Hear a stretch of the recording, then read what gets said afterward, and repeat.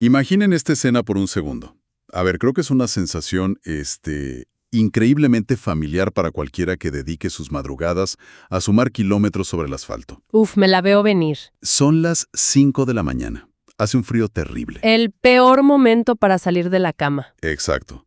Y bueno, uno ha puesto el cuerpo al límite durante semanas, se ha seguido el plan de entrenamiento al pie de la letra, la nutrición impecable. Y sin embargo, al mirar el reloj inteligente, Los números son crueles. son crueles. El ritmo es más lento que hace un mes. Las piernas pesan como plomo, o sea, la tentación de tirar los tenis a la basura, de rendirse y decir que esto no es para uno es absoluta. Es un momento de quiebre que todos los que corremos conocemos perfectamente. Totalmente. Y, a ver, a lo largo de las exploraciones que hemos hecho en este espacio, hemos recorrido obras monumentales. Libros que celebran la resistencia física. Claro, como cuando analizamos la anatomía evolutiva. Sí, eso fue con Nacidos para correr, que nos enseñó por qué nacimos para el movimiento. Y luego, filosofamos sobre la soledad del fondista con ¿De qué hablo cuando hablo de correr? Ajá. Y no olvidemos cuando exploramos la máquina metabólica en Correr, Comer, Vivir. Exacto. O cómo desentrañamos esa capacidad de ir más allá del dolor físico con ultramaratón. Pero hoy nuestro análisis da un giro radical. O sea, hoy dejamos de lado la biomecánica, dejamos los geles, el umbral aeróbico y las dietas. Y nos adentramos en la última frontera, la más formidable de todas. Así es. Porque vamos a hablar del cerebro. Es que es un salto evolutivo necesario para cualquier deportista. Porque, a ver, llega un momento crítico en la vida de todo atleta en el que el mayor obstáculo no es una colina empinada. Claro. Ni siquiera es la falta de oxígeno o, digamos, la acumulación de ácido láctico en los músculos. El obstáculo real es la propia mente. Es esa voz interna. Exactamente. Hemos analizado el cuerpo humano desde un montón de ángulos, pero la barrera invisible que frena a tantos deportistas requiere una lente distinta. Una que entienda que el cerebro también se fatiga, se frustra y, lo más importante, se puede entrenar. Y justo para eso, la exploración profunda de hoy se centra en un libro que para mí funciona como un salvavidas absoluto. Sí, totalmente. Está especialmente diseñado para salir de ese agujero negro de la frustración. Hablamos de Mindset, la actitud del éxito. De la doctora Carol S. Dweck, un clásico. Un clásico que hoy vamos a aplicar directamente al asfalto. Nuestra misión en esta ocasión va dirigida al corazón de la comunidad runner. Para la gente que está estancada. Exacto. Para quien experimenta ese estancamiento abrumador, para quien sufre lesiones continuas y siente que el progreso es, pues, una ilusión. Que ya no van a mejorar nunca. Ajá. Y este análisis a fondo es una invitación abierta, tanto para quienes ya devoraron el libro y buscan una perspectiva fresca, aplicada al cronómetro, como para quienes nunca han escuchado hablar de esta obra. Y necesitan una herramienta táctica ya mismo. Sí, y me gusta pensarlo con esta analogía. A ver qué opinas. Así como uno acumula kilómetros religiosamente para fortalecer las piernas para un maratón, el cerebro es un músculo que necesita un plan de entrenamiento igual de riguroso. Y este libro es exactamente ese plan. Pues me parece una analogía brillante. Y, de hecho, me atrevería a llevarla un pasito más allá. A ver.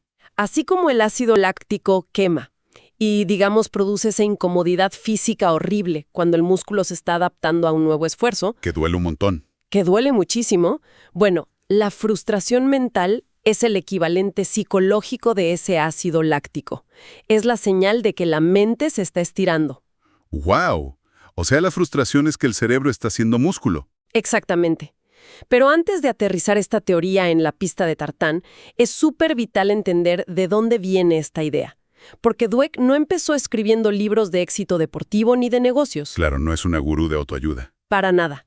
Ella era una científica pura, una investigadora en la Universidad de Yale por allá en los 70s y luego en Stanford, que estaba obsesionada con un misterio de comportamiento. ¿Y cuál era ese misterio exactamente? Pues mira, Dweck estaba observando a niños de 10 años enfrentarse a una serie de rompecabezas en un laboratorio. Ajá. Los primeros rompecabezas eran súper fáciles, pero poco a poco se volvían extremadamente difíciles, casi imposibles para su edad.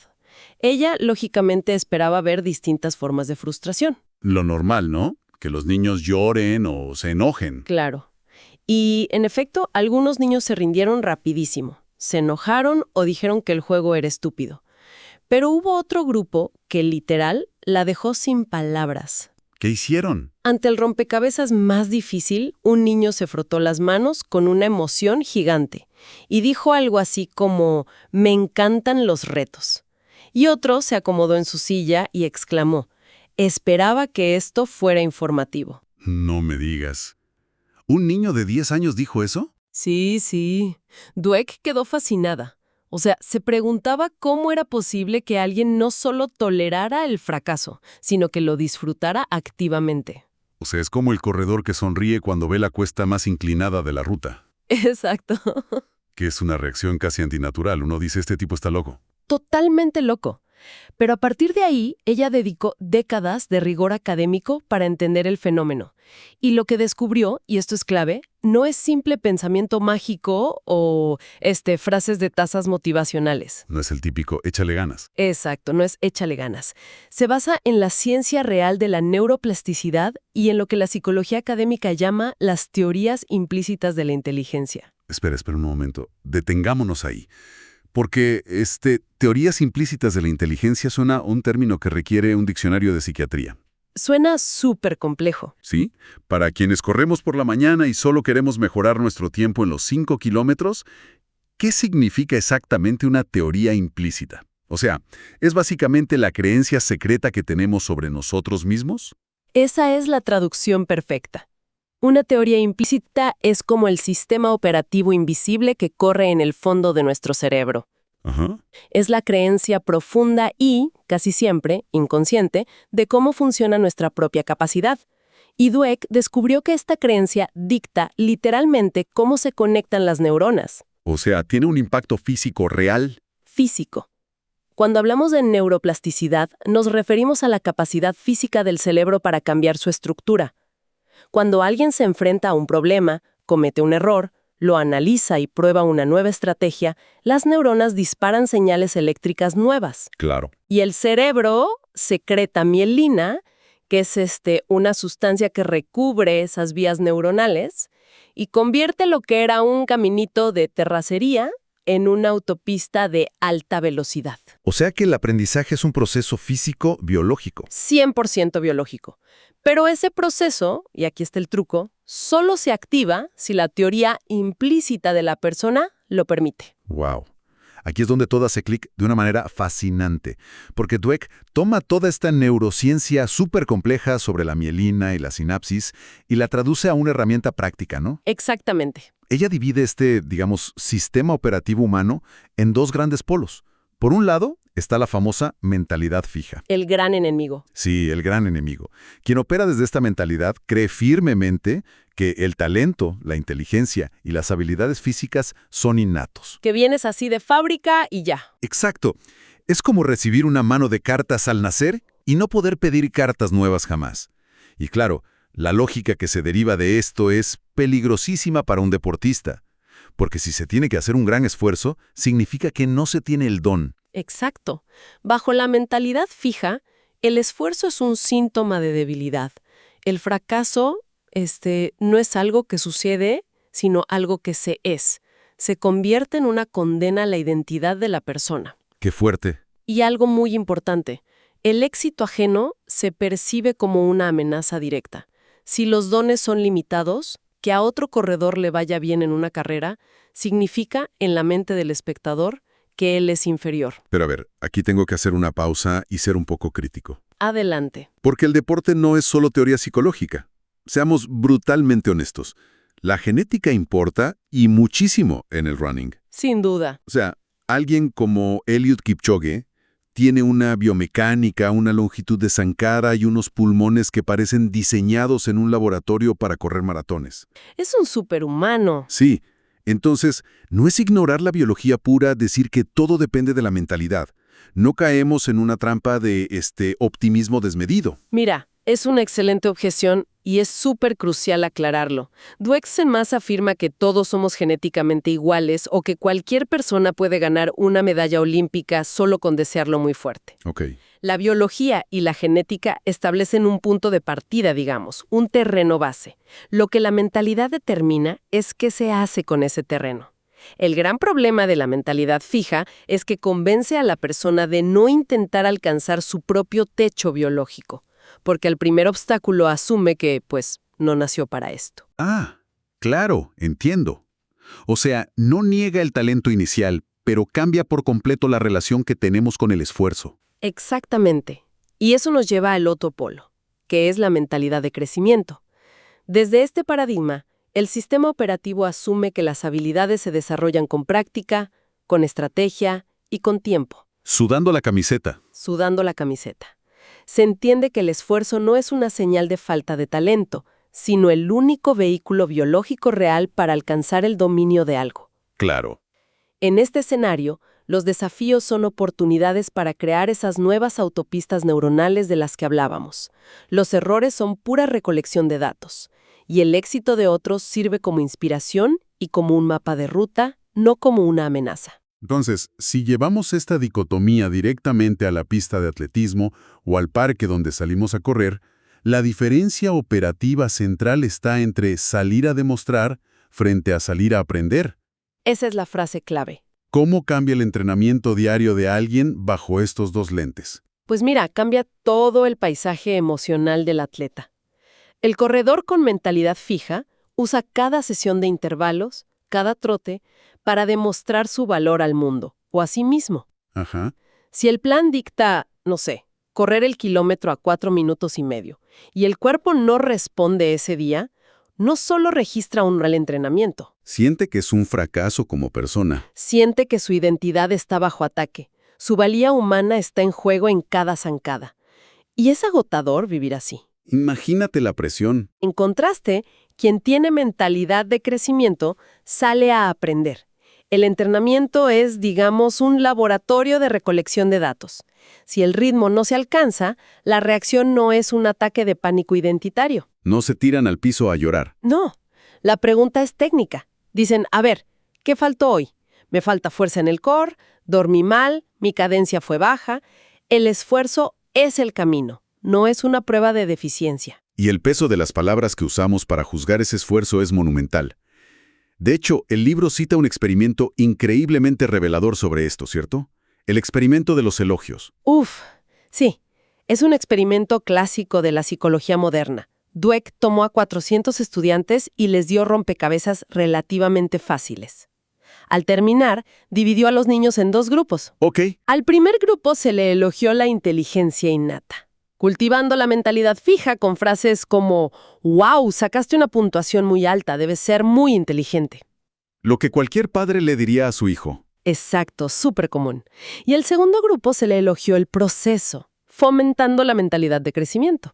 Les dijeron «Wow, sacaste una puntuación alta, debes haber trabajado muy duro». Es un cambio de guión mínimo, o sea, casi imperceptible en el día a día. Mínimo, pero con un impacto neurológico devastador.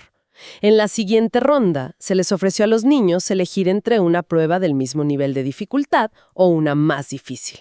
¿Y qué pasó? La gran mayoría de los niños elogiados por su inteligencia, el primer grupo, eligieron la prueba fácil. ¿Por qué? Porque el elogio los volvió frágiles. Claro, no querían perder el estatus. Exacto. No querían arriesgar su nueva etiqueta de genios cometiendo un error. Prefirieron la seguridad a costa del aprendizaje. En cambio, el 90% de los niños elogiados por su esfuerzo eligieron la prueba difícil. ¡Guau! El 90%. Sí, querían seguir estirando el músculo. Esa fragilidad de la que hablas, me lleva a un fenómeno muy moderno en la comunidad runner. Hoy en día existe una obsesión, diría yo casi enfermiza, con las estadísticas. Las benditas aplicaciones. Sí, se revisa compulsivamente el Garmin, el VO2 máximo, el historial en Strava. Y, a ver, conozco mucha gente que siente una vergüenza paralizante de registrar un trote lento de recuperación en su aplicación, al punto de ponerlo en privado para que nadie vea que corrieron lento. Sí, lo he visto muchísimo. O sea, ¿es esto la mentalidad fija, gritando por atención y buscando proteger esa etiqueta de buen corredor? Es la definición del libro de texto. Es el miedo absoluto a perder el estatus. La mentalidad fija prefiere mantener un perfil virtual inmaculado, un espejismo de perfección en Strava, antes que aceptar el proceso desordenado. Y el proceso real siempre es desordenado. Claro, el proceso lento y a veces humillante que realmente te lleva a construir resistencia aeróbica. Es básicamente preferir parecer rápido hoy que ser verdaderamente rápido mañana. Qué buena frase. Y, a ver, entender esta teoría suena muy inspirador en los días buenos, ¿no? Cuando brilla el sol, el viento sopla a favor y las piernas van súper ligeras. Todo es fácil ahí. Pero el verdadero ácido láctico mental, como decías, llega con la adversidad severa. Llega con una lesión de rodilla que te dura meses. O cuando uno entrena medio año para un maratón y el día de la carrera, pues los tiempos empeoran catastróficamente. Sí, el temido muro. Exacto. ¿Qué hace cada mentalidad frente a un fracaso de esa magnitud? Pues esa es la prueba de fuego de la neuroplasticidad de la que hablábamos. La mentalidad fija fusiona el evento con la persona.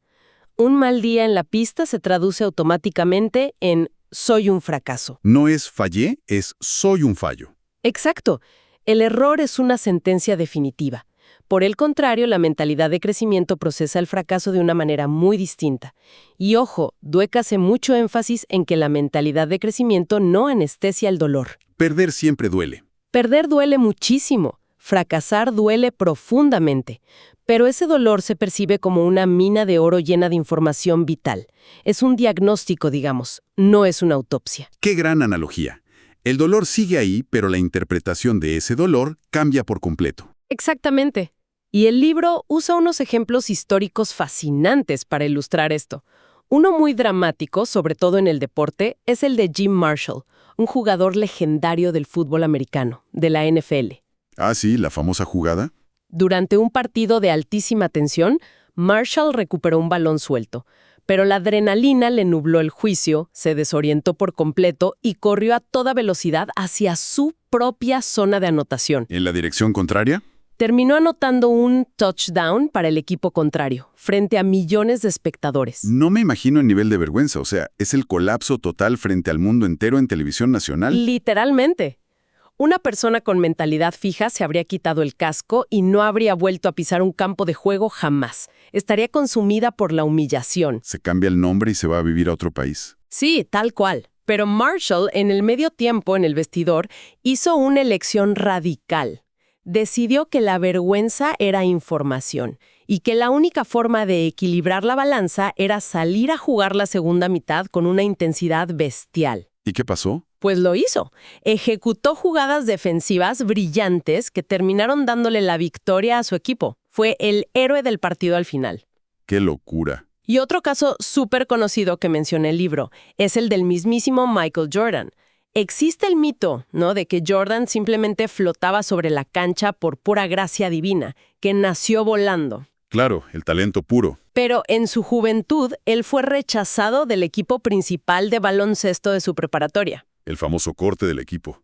Una bofetada terrible al ego de un adolescente. Imagínate, para un adolescente con mentalidad fija, ese rechazo habría sido la confirmación forense de que no servía para el baloncesto. Habría dejado de jugar. Pero Jordan tomó esa humillación y la convirtió en combustible de alto octanaje. Entrenaba horas antes de que abrieran la escuela.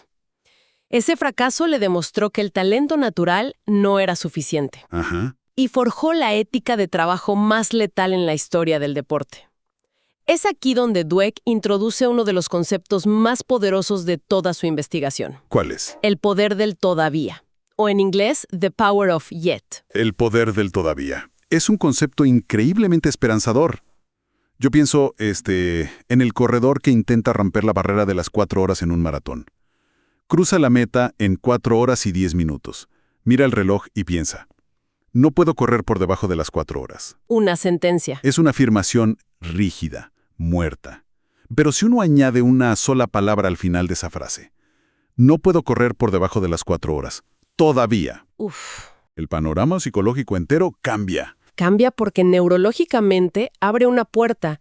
La palabra todavía le dice a la amígdala, que es la parte del cerebro que procesa el miedo y la amenaza, le dice que no hay un peligro definitivo, que el camino no se ha terminado, solo tiene una curva pronunciada. Transforma un callejón sin salida en una línea de tiempo que se extiende. Totalmente.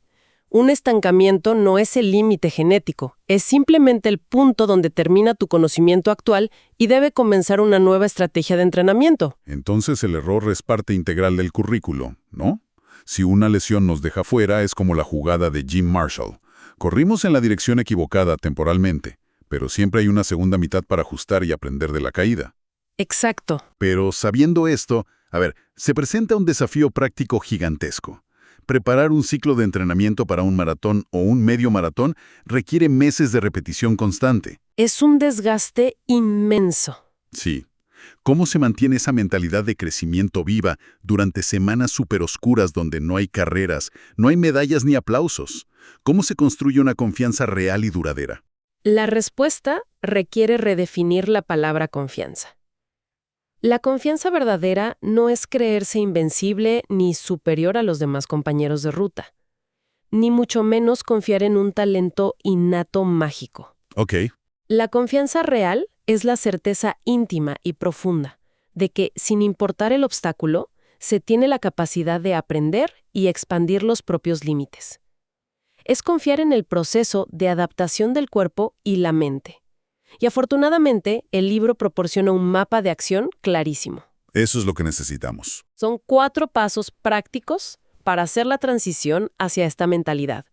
Porque, debemos ser honestos.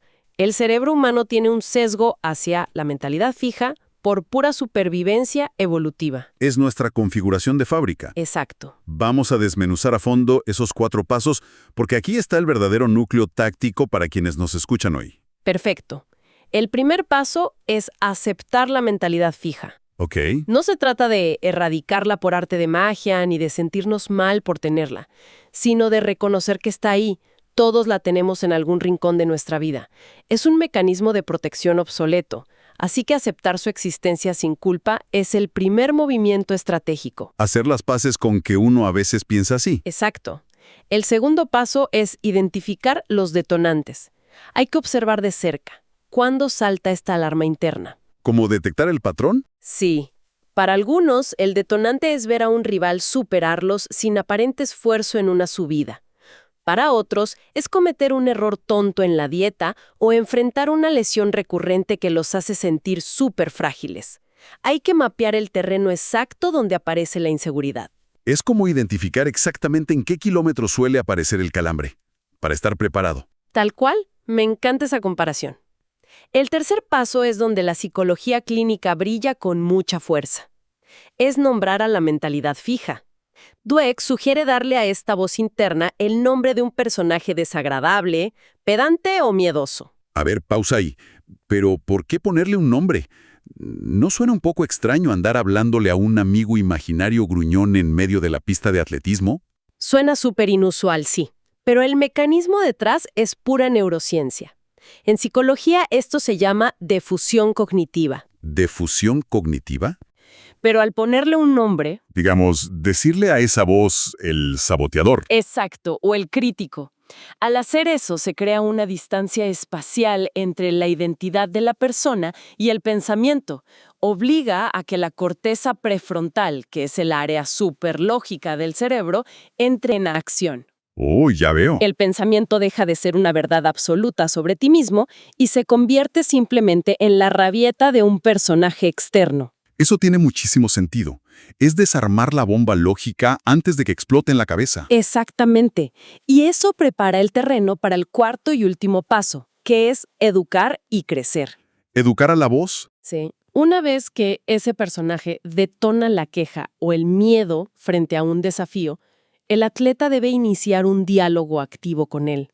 Hay que contestarle a esa voz, recordarle por qué se está ahí a las 5 de la mañana, asegurarle que la incomodidad es el precio de entrada para la mejora. Y que el dolor temporal está, como decías antes, construyendo mielina y resistencia. Construyendo nuevas autopistas en el cerebro. Muy bien, me fascina la ciencia de la difusión cognitiva. Pero aquí tengo que jugar al abogado del diablo otra vez. Adelante, me parece bien. Porque todo este esquema de 4 pasos suena súper metódico y perfecto en la tranquilidad de este análisis, ¿no? Sentados aquí platicando. ¡Claro! Pero imaginemos a alguien que lleva 4 semanas con el mismo tiempo estancado. Tiene un dolor punzante en la fascia plantar. Está agotado por el estrés laboral porque la vida pasa. No ha dormido bien. El escenario real de mucha gente. Exacto. En ese nivel de agotamiento físico y mental extremo, o sea, no es casi imposible tener la energía para ponerle nombre a la voz y recitarle un discurso sobre neuroplasticidad en lugar de simplemente tirar la toalla. Es un reto verdaderamente monumental. Y esa fricción que mencionas es absolutamente real. De hecho, ahí es donde se quiebra la mayoría de los atletas. Es el filtro. Pero por eso es tan importante la metáfora que usamos al principio. El cambio de mentalidad no es un hechizo mágico que funciona al primer intento y ya. Al principio, en medio del cansancio, esa voz de la mentalidad fija gritará con la fuerza de un megáfono. Te va a decir, ríndete a todo volumen. Y va a ser dificilísimo contrarrestarla. Pero esto es un entrenamiento. Al igual que el cuerpo sufre y se quema cuando se le exige procesar altos niveles de ácido láctico, la mente arde al intentar sostener este nuevo diálogo interno. Es levantar pesas con el cerebro. Literalmente. Cada vez que el corredor, a pesar del dolor y la fatiga, elige ejecutar el paso 4 y responde con la perspectiva de crecimiento, está haciendo una repetición mental. Una sentadilla para la mente. Una sentadilla neuronal. Está forzando la creación de esa nueva vía. Toma tiempo, requiere una paciencia implacable. Pero la perseverancia en ese diálogo es lo que tras semanas y meses construye esa armadura psicológica inquebrantable. O sea, es un enfoque que le devuelve el volante a las manos del corredor. Ya no se es una víctima pasiva de la buena o mala suerte genética, sino el arquitecto activo de la propia capacidad. Totalmente. Y al ver todo este panorama completo, surge una reflexión final que creo que trasciende la pista de tartán. Entendemos ahora que el cerebro es el músculo maestro que rige hasta dónde pueden llegar las piernas. Así es. Pero si nuestros límites físicos en el deporte están tan severamente dictados por la fobia al error, y si lo que verdaderamente frena el progreso es el pavor absoluto a parecer principiantes o a fallar en público... ¿Ese miedo a que nos vean equivocarnos? Exacto. Entonces vale la pena preguntarse de manera profunda. ¿En qué otras dimensiones de la vida diaria estamos asfixiando nuestro potencial simplemente por no querer tropezar frente a los demás? Uf, qué gran pregunta. ¿Cuántas conversaciones difíciles no se tienen en casa o en el trabajo? ¿Cuántos proyectos no se inician y cuántas ideas se quedan ahí archivadas solo porque la mentalidad fija nos convence de que es más seguro no intentarlo que arriesgarse a no ser impecable desde el primer intento? Es el mismo mecanismo operando en todo. Es una idea súper provocadora para llevarse en el próximo trote largo. Aprender a observar el fracaso no como un veredicto definitivo, sino como simple información cruda para el crecimiento, es quizá la herramienta de supervivencia más importante que existe. Totalmente de acuerdo. La capacidad de reescribir nuestra relación con la incomodidad y el error es lo que verdaderamente define cualquier camino hacia la excelencia, en los tenis o sin ellos. Ha sido un recorrido extraordinario por la arquitectura de la mente y la psicología del esfuerzo continuo. Para quienes encuentran valor en este espacio y desean seguir expandiendo sus herramientas, la invitación es directa y muy entusiasta. Así es, asegúrense de suscribirse y activar las notificaciones de Corre, Lee, Vive. Es el espacio ideal donde seguiremos desmenuzando exploraciones fascinantes que cruzan el asfalto del running con el inagotable universo de la mente. Y siempre buscando ir un paso más allá. Agradecemos enormemente que nos hayan acompañado en este análisis a fondo. El llamado final es simple. Hay que seguir desafiando esa voz interna paso a paso y recordar siempre el tremendo poder de un simple todavía. Nos escuchamos en la siguiente. Hasta la próxima exploración.